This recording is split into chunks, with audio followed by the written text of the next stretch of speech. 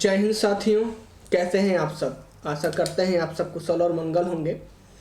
आज की जो हमारी टॉपिक होने वाली है वो आप सबको पता ही होगा कि हमारा हिंदी साहित्य का जो सीरीज चल रही थी उसमें हमने पढ़ लिया था आदिकाल, भक्तिकाल।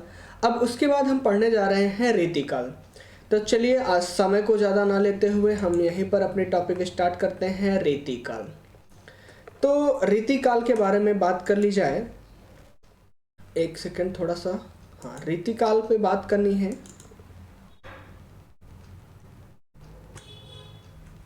चलिए रीतिकाल, अब हम देखेंगे कि रीतिकाल होता क्या है, रीतिकाल कैसे कैसे क्या है उसमें। चलिए रीतिकाल की बात करी जाए तो आपका जो रीतिकाल है, रीतिकाल के समय सीमा की अगर बात करी जाए तो जो रीतिकाल का समय सीमा है वो आप देख रहे होंगे, आपको दिख रहा होगा कि 1643 ईस्वी से 1843 ईस्वी तक। यानी कि आपका जो भक्ति काल था, भक्ति काल के बाद आपका आता है रीतिकाल।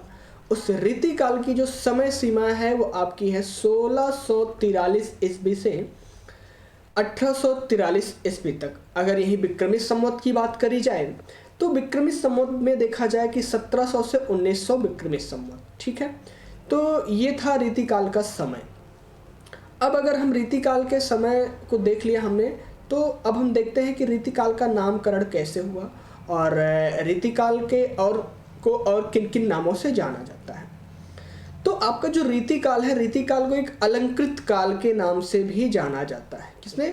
अलंकृत काल के नाम से, जिसे मिश्र बंधुओं ने कहा। रीतिकाल को अलंकृत काल किसने कहा, ये क्वेश्चन बनता है कि रीतिकाल को अलंकृत काल किसने कहा। तो रीतिकाल को अलंकृत काल मिश्र बंधुओं ने कहा है, ठीक है। अब रीतिकाल को रीतिकाल किसने कहा? रीतिकाल को रीतिकाल कहे हैं आपके डॉक्टर रामचंद्र शुक्ल जी। कौन? रामचंद्र शुक्ल जी, जो कि सर्वमान्य मत है।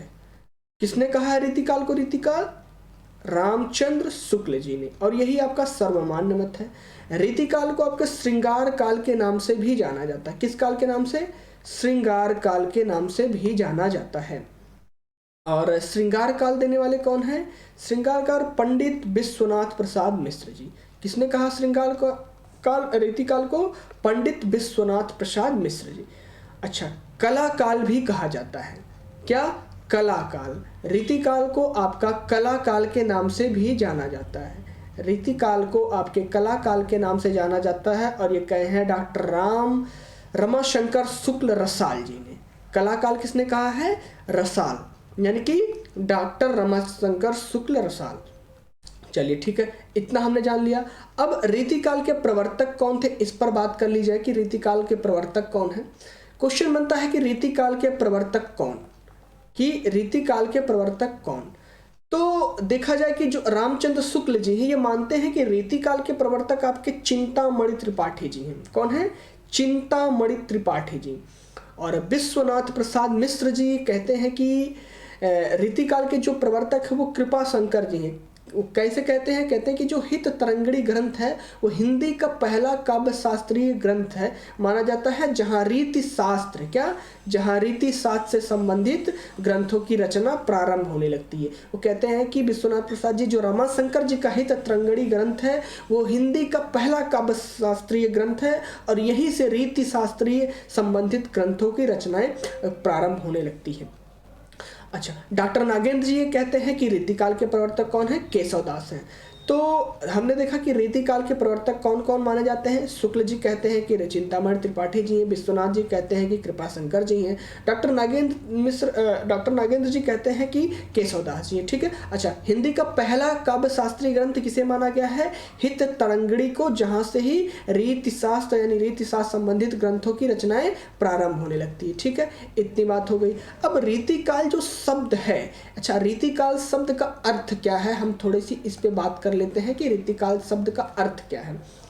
तो रीतिकाल शब्द का अर्थ की बात करी जाए कि संस्कृत काव्य शास्त्र में रीति शब्द काव्यांग, यानी कि काव्यांग क्या आपके होते हैं? रस, छंद, अलंकार, गुण, क्या आपके काव्यांग विशेष के लिए ऋण। जो रीति शब्द है वो क्या है कि संस्कृत काव्य शास्त्र के रीति शब्द काव्यांग है, रस, छंद, अलंकार, गुण से युक्त है। ठीक है। अच्छा, रीति को काव्य की आत्मा मानकर आचार्य वामन, कौन? रीति को काव्य की आत्मा मानकर आचार्य वामन ने रीति संप्रदाय का प्रवर्तन करते हैं। एक क्वेश्चन बनता है कि रीति संप्रदाय का प्रवर्तन किसने किया है? तो आचार्य वामन ने। किसे? काव्य की आत्मा मानकर। किसको? रीति को काव्य की आत्मा मानकर आचार्य वामन ने रीति संप्रदाय का क्या करते हैं? प्रवर्तन करते हैं। ठीक है। आचार्य वामन के अनुसार एक विशिष्ट पद रचना रीत है। कहते कि जो आचार्य वामन है उनके अनुसार विशिष्ट पद रचना रीत है, अर्थात गुण विशिष्ट रचना पद संगठन पद्धति नाम ही क्या है? रीति है। अच्छा, व्याकरण के अनुसार अगर देखा जाए तो रीड्च धातु में क्लित यानी कि उसमें ती प्रत्यय लगाने से रीति शब्द का क्या होता है? निर्माण होता है, और जिसका अर्थ होता है मार्ग। जिसका क्या अर्थ होता है? मार्ग होता है। व्याकरण के अनुसार देखा जाए आपका जो रीति शब्द है इसका अर्थ होता है क्या? मार्ग। क्या होता है? मार्ग होता है। ठीक है, इतनी बात हो गई। चलिए आगे बढ़ते हैं। अच्छा, अभी रीति शब्द के कुछ और अर्थ हैं, उसको देख लिया जाए।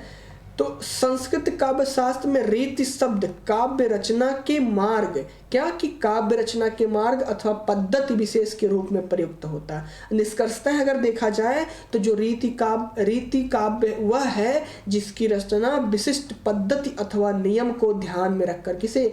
नियमों से बधा हुआ जो हो। रीति काल वह काल है, रीति काव्य वह काव्य है जो विशिष्ट पद्धति अथवा नियमों से बधा हुआ हो। उसकी जो रचनाएं हुई है रीति काव्य में वो नियमों को ध्यान में रखकर की गई हो, तो क्या है? रीति काल। ठीक है। चलिए अब रीति काल की विशेषता की बात करी जाए कि रीति काल की विशेषताएं क्या हैं। जो रीति काल की रचनाएं हुई हैं उसमें क्या क्या विशेषताएं पाई जाती हैं? तो उसमें श्रृंगारिता पाई जाती। क्या? श्रृंगार रस की प्रधानता पाई जाती है। किसमें? रीति काव्य। आचार्य तत्व का प्रधान है, आचार्य तत्व का क्या है? प्रदर्शन है। ठीक है। अलंकारिकता एवं चमत्कारिकता का क्या है? इसमें गुण पाए जाते हैं। अच्छा, रीति काव्य में आपके ब्रज भाषा की प्रधानता मिलती है। अच्छा, वीर काव्य भी इसमें होते हैं। वीर काव्य की बात करी जाए, आप भूषण जी की कविता को ले लीजिए। भक्ति और नीति काव्य की बात करी जाए तो रीति काव्य जो आपके हैं उसमें भक्ति और नीति से भी परिपूर्ण पाए जाते हैं। ठीक है। अब रीति काल जो है वो आपके क्या है कि धाराओं में विभक्त है। ठीक है। रीतिबद्ध, रीति सिद्ध और रीति मुक्त। ठीक है, 3 धाराओं में विभक्त है। अब हम उस पर बात कर लेते हैं कि रीतिबद्ध काव्य धारा क्या है। रीतिबद्ध काव्य धारा की बात करी जाए तो जो रीतिबद्ध काव्य धारा है वो काव्य रीतियों का पालन करते हुए जो काव्य की रीतियां हैं, नियम है। पूछा जाएगा कि रीति काव्य धारा किसे कहते हैं? तो रीति काव्य धारा उसे कहेंगे जो काव्य की रीतियां हैं, जो काव्य का नियम है उसको पालन करते हुए क्या काव्य का सृजन किया जाता है, काव्य को रचा जाता है। और रीति काव्य धारा की अगली बात करी जाए विशेषता तो क्या है? वो राजाओं व सामंतों को शास्त्रीय ज्ञान प्रदान करने के लिए उद्देश्य ग्रंथों को रचा जाता था। क्या किया जाता था? जो राजा होते थे, सामंत होते थे, जिनके अंडर में, जिनके यहाँ कवि जो रहकर उनके जैसे आश्रयदाताओं की प्रशंसा, यानी कि जिनके यहाँ कवि रहते थे उनके लिए शास्त्रीय ज्ञान प्रदान करने के लिए क्या करते थे? ग्रंथों की रचना करते थे। अगला क्या है रीतिबद्ध की बात करी जाए? संस्कृत काव्य शास्त्रीय ग्रंथ रीति काव्य का मूल आधार है। जो आपके रीतिबद्ध काव्य धारा में जो कविताएं रची गई थी वो क्या? संस्कृत काव्य शास्त्र ग्रंथ से जो है उसका आधार मानकर, संस्कृत को आधार मानकर इस ग्रंथ की रचना करी जाती थी। ठीक है, इतनी बात हो गई। आगे हम देखते हैं रीति काल में रीतिबद्ध हो गया। अब रीतिबद्ध काव्य धारा की बात करी जाए कि रीतिबद्ध काव्य धारा है क्या?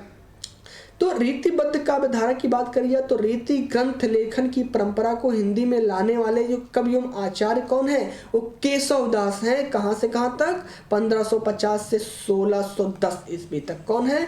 आचार्य केशव जी हैं। ठीक है। रीति शास्त्र का प्रथम ग्रंथ कौन माना गया है? भरत के नाट्य शास्त्र पर रचित कृपाराम कृत, अभी हमने बात करी थी, हित तरंगड़ी को माना गया है। ये देखिए यहाँ पर पुनः रिपीट हो रहा है ये क्वेश्चन कि रीति शास्त्र का प्रथम ग्रंथ कौन? भरत के नाट्य शास्त्र पर जो रचना किसने किया था? कृपाराम ने किया था। क्या? कृत हित तरंगड़ी, जो कि 1551 ईस्वी में लिखे थे।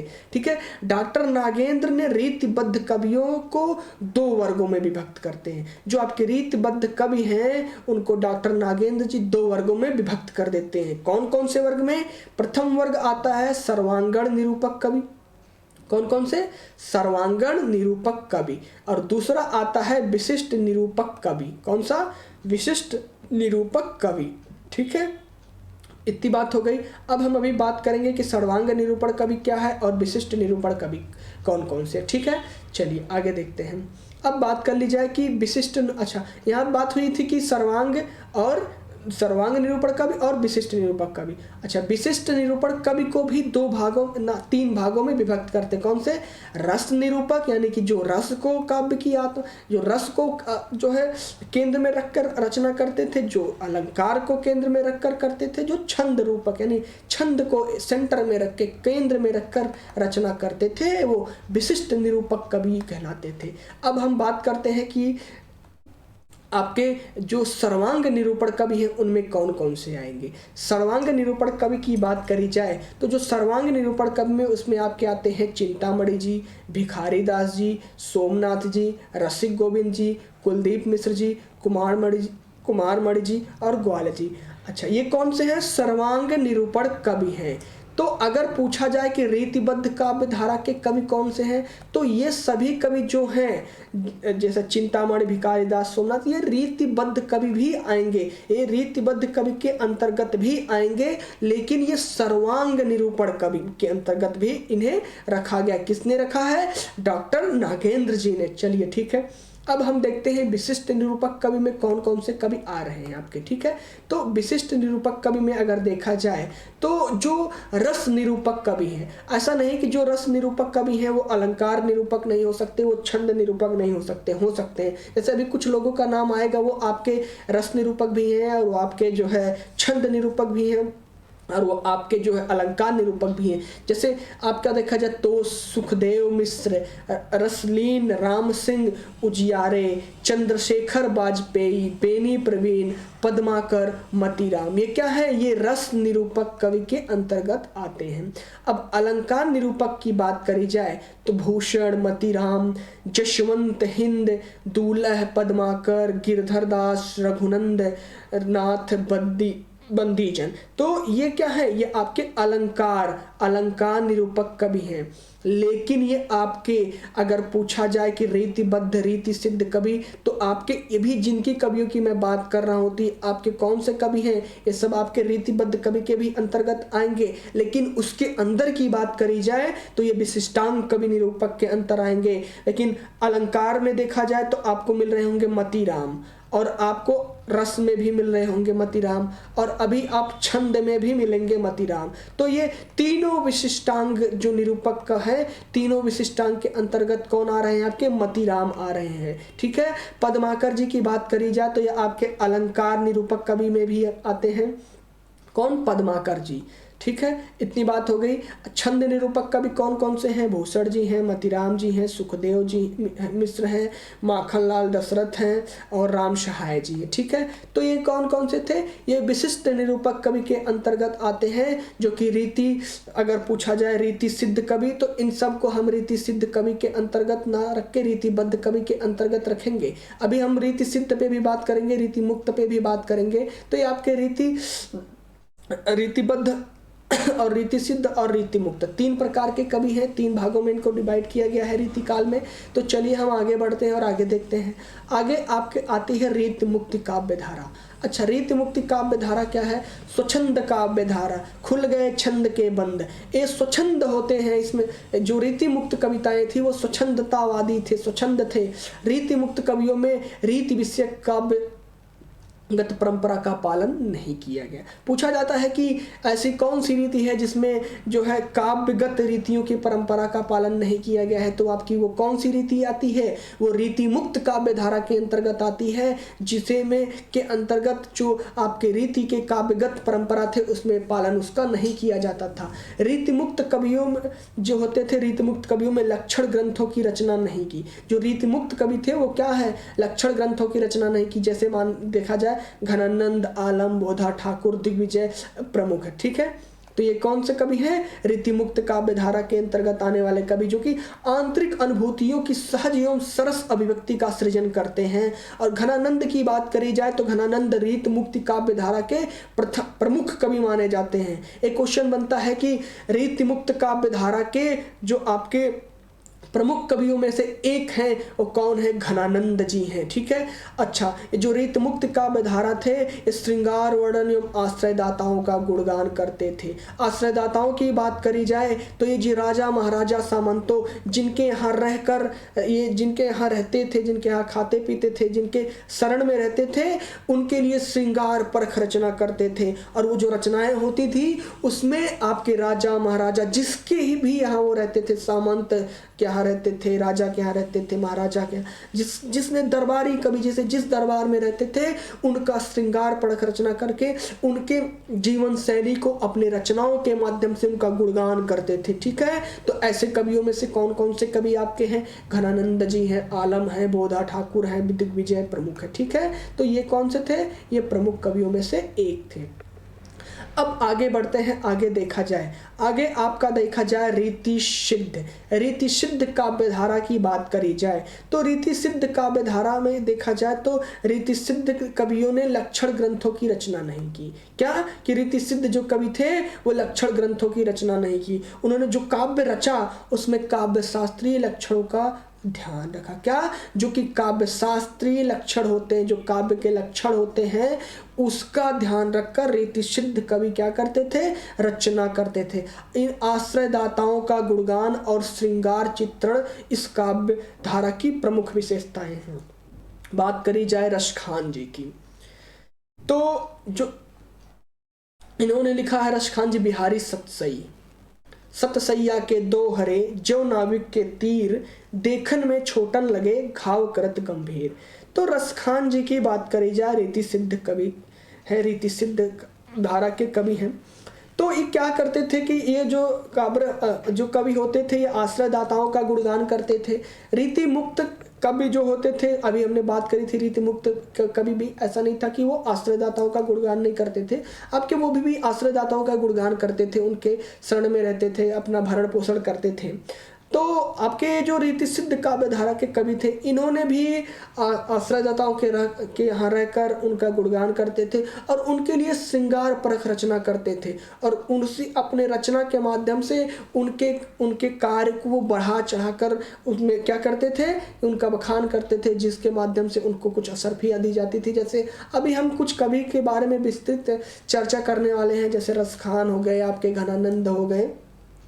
तो आप देखेंगे कि उसमें बात करी जाएगी रसखान जी की, तो वो शरण में रहते थे, उनको प्रत्येक जो एक वक्तव्य था उनका प्रत्येक उनके रचना पर उन्हें एक असर भी प्रदान करी जाती थी। ये सारी चीज़ें अभी हम आगे चलकर अगली की कक्षाओं में विस्तृत जानकारी प्राप्त करेंगे, विस्तृत चर्चा करेंगे कि रीति सिद्ध मुख्य धारा के कौन से प्रमुख कवि हैं, रीतिबद्ध के कौन से प्रमुख कवि हैं।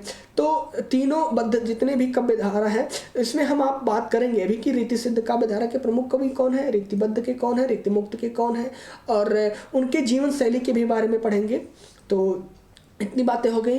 तो आज हमने देखा कि रीतिकाल क्या होता है, रीतिकाल की विशेषताएं कौन कौन सी हैं, रीतिकाल के प्रवर्तक कौन है, रीतिकाल की समय सीमा 1643 से 1843 तक की यानी कि ईस्वी तक, और विक्रमी संवत देखा जाए तो 1700 से 1900 तक। नामकरण की बात भी हमने कर ली, रीतिकाल के प्रवर्तक कौन कौन माने जाते हैं और रीति शब्द का अर्थ क्या होता है, और हमने ये भी देखा कि रीति काव्य की विशेषताएँ क्या हैं और रीति काव्य धारा कितने वर्गों में विभाजित है, रीतिबद्ध, रीति सिद्ध, रीति मुक्त।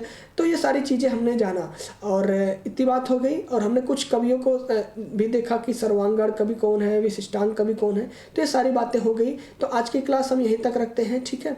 तो अगर हमारी क्लास आप सभी को पसंद आ रही हो या हमारी सीरीज आप सभी को पसंद आ रही हो, आप सबको इससे बेनिफिट मिल रहा हो, तो मैं आप सभी से गुजारिश करूंगा कि ये जो हमारी क्लासेस चल रही हैं, जो हमारी सीरीज चल रही है हिंदी साहित्य का इतिहास, इस क्लास को, इस सेशन को आप सब ज़्यादा से ज़्यादा शेयर करें, लाइक करें और हमारे चैनल को सब्सक्राइब भी करें और अपने ज़रूरतमंद दोस्तों तक भी पहुंचाएं। जिससे क्या होगा कि थोड़ा सा हमको भी मोटिवेशनल मिलेगा, हमको भी थोड़ा सा साहस बढ़ेगा कि हाँ कि हमारे सहयोगी जो हैं थोड़ा सा हेल्प कर रहे हैं, मदद कर रहे हैं। तो आपका ज़्यादा समय ना लेते हुए हम आज की कक्षा को यहीं पर रखेंगे, यहीं पर समाप्त करेंगे। तो चलिए ठीक है, आज की कक्षा यहीं तक रखते हैं और बाकी आप लोग मस्त रहिए, स्वस्थ रहिए। तो जय हिंद, जय भारत, स्वस्थ रहें, मस्त रहें।